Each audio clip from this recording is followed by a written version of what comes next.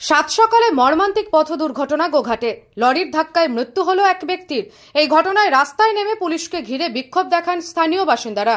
ঘটনাটি ঘটেছে গোঘাটের বেঙ্গাই এলাকায়। মৃত ব্যক্তির নাম প্রতীক ঘোষ, বাড়ি বেঙ্গাইয়ের সেনাই এলাকায়। জানা গেছে বুধবার জামাই ষষ্ঠী উপলক্ষে মাংস কিনতে গিয়েছিলেন তিনি, আর সেই সময়ই একটি লরি দ্রুত গতিতে এসে তাকে ধাক্কা মারে। ঘটনাস্থলেই তার মৃত্যু হয় বলেই জানান স্থানীয় বাসিন্দারা।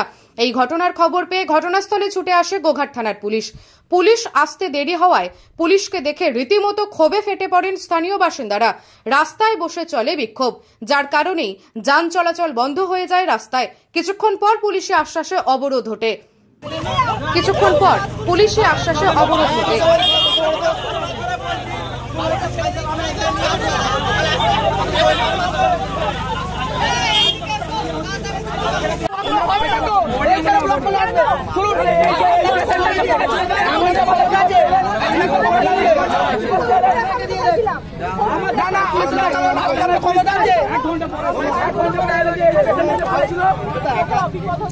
সকালবেলা এসেছিলেন, বাইকে যাচ্ছিলেন, একটা এসে লরিটাতে মেরে দিয়ে সপাটে মেরে দিয়েছে। ঠিক আছে, এখানে তো আমি বলছি সকাল থেকে সিভিক নেই মোড়ে একটা, এখানে পাশে সিভিক ভাড়ি 1 ঘন্টা পর পুলিশ কি করে এলো? পুলিশ কি আগে খবর পায়নি? সেই কারণেই অবরোধ।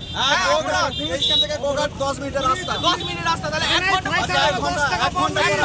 ছেলে মোটরসাইকেলে এসেছিল, অ্যাক্সিডেন্ট হয়েছে। আমার পাশে 2 মিনিট বাড়ি, আমি ছুটে এসেছি। আমি এসে আধ ঘন্টা, প্রায় পৌনে 1 ঘন্টা দাঁড়িয়ে আছি। আমাদের কেউ পুলিশ প্রশাসন কেউ থাকেনি। তারপরে 1 ঘন্টা পরে পুলিশ এসেছে।